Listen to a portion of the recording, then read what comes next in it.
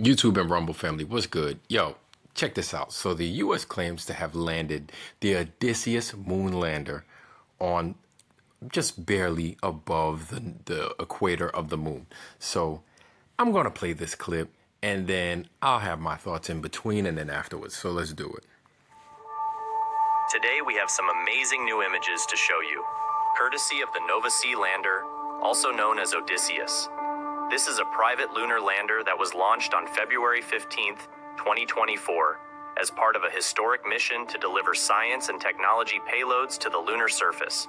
This mission is not only the first U.S. lunar landing in over 50 years, but also the first to use a liquid methane and liquid oxygen-fueled engine in spaceflight. In this video, we will show you some of the stunning images of the Earth that the lander captured shortly after its launch, and explain what they reveal about the lander's design and performance. Sure. So, if you are curious about this new odyssey to the moon, stay tuned and keep watching.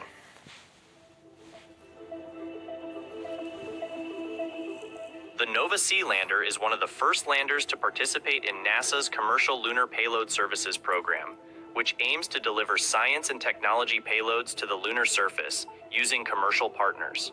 The lander was developed by Intuitive Machines, a Houston-based company that specializes in autonomous systems and space exploration. I find it funny. Why can't NASA do it? Don't we give them enough money to do these things? Why do they have to recruit other outside companies to do that? Freedom of Information Act, I guess? I don't know. It was launched on a SpaceX Falcon 9 rocket from Cape Canaveral, Florida, on February 15th, 2024, along with another commercial lunar payload services lander, the Masten XL-1. The launch was successful, and the lander separated from the rocket about 10 minutes after liftoff, and took these stunningly amazing images of our home. Then, it began its journey to the moon, which will take about 7 days. One of the most remarkable features of the Nova C lander is its engine, which uses... Now, this is what I'm still puzzled over, is how do they manage to propel anything in the vacuum? Now, remember that, the vacuum of space, if you have nothing to push off of. But I don't know. It's just me being a tinfoil hat wearing dude, I guess. I don't know. Let's continue.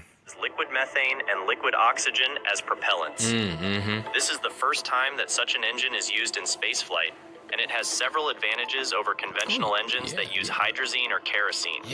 For one, liquid methane and liquid oxygen are more environmentally friendly and less toxic than hydrazine or kerosene. Oh, because you care They about are the also more environment, that's efficient and can provide more thrust and control. Moreover, liquid methane and liquid oxygen can be potentially produced on the moon or Mars using water and carbon. Water and carbon dioxide, got you. So I find that funny because I thought the moon didn't have an atmosphere.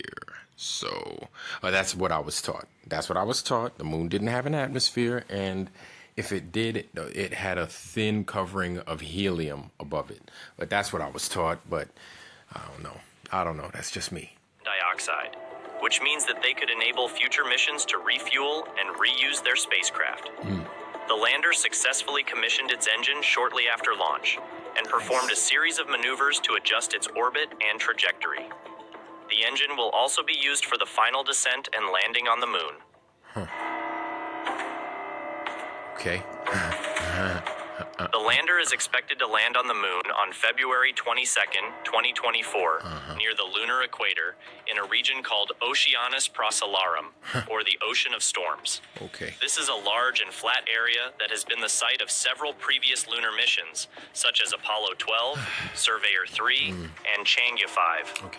It will use its engine and sensors to autonomously navigate and select a safe landing site, avoiding any hazards such as craters, rocks, or slopes.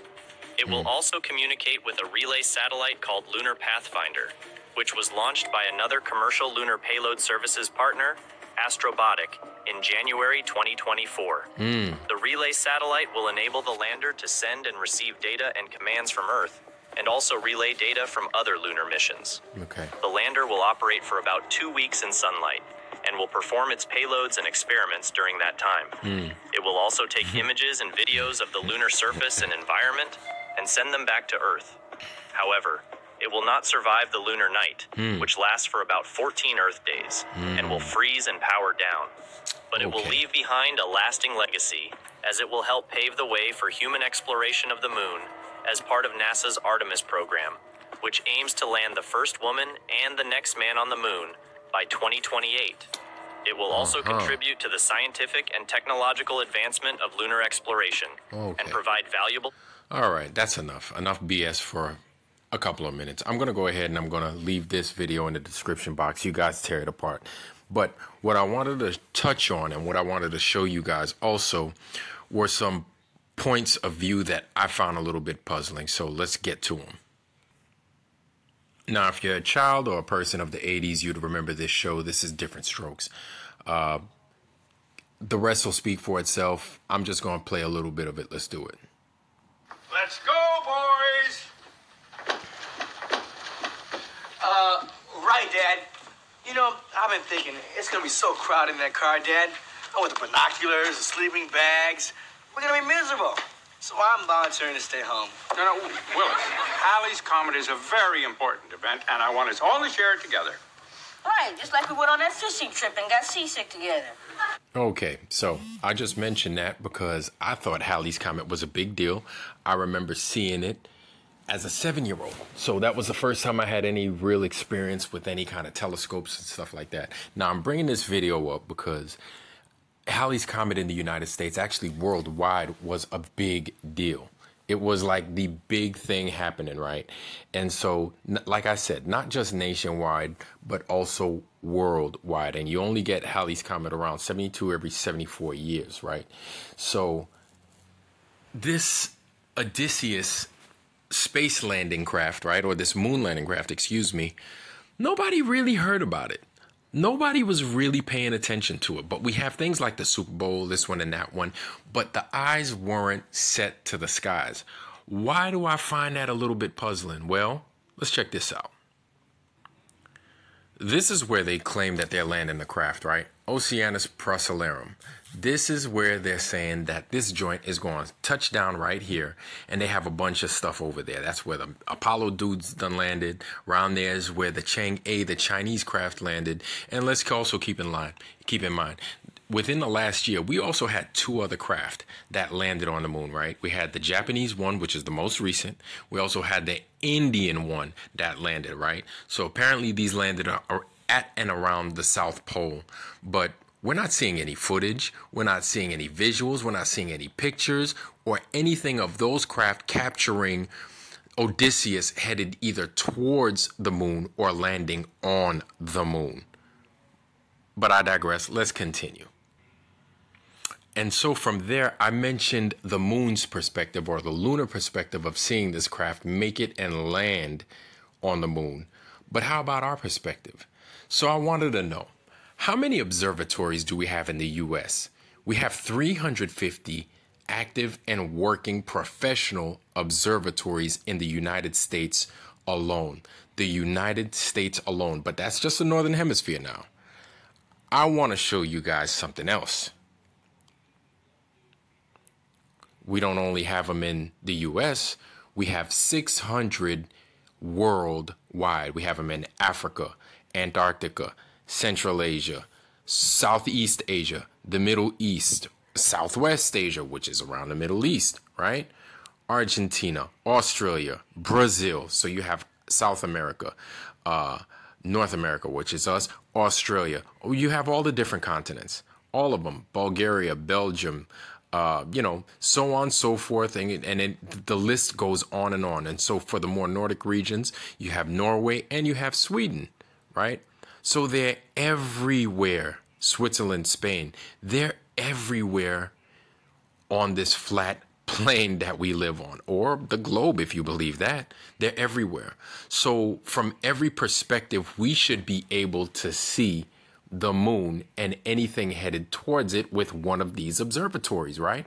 Or you could train a series of them to see different parts of the moon at one time. You see, I'm making these suggestions, and as normal a person as I am, I don't have these extravagant degrees. I don't have these lines of work in which I can call for an experiment that would have them do these types of experiments, right? So I just find it puzzling. I find it funny as hell that they can't do anything in the realm of what I just mentioned. Hold on. So here we go. These guys are just making it up as we go along. Obviously, they're not doing something that's landing on the moon. Why they're doing it, I have no idea. But either way, I'm going to point you guys in the directions of Level Earth Observer, who just came out with a video while I was making this, as well as Yes, It's a Conspiracy. I'm going to put their latest videos in the description box. You guys check out their stuff. It's amazing. And me, I'm just tallying on and just adding on to what they've already produced. Either way, family, I wish you guys nothing but the best. Health, wealth, love, joy, prosperity, most of all, wisdom. And with that, I love you. I'm out. Peace.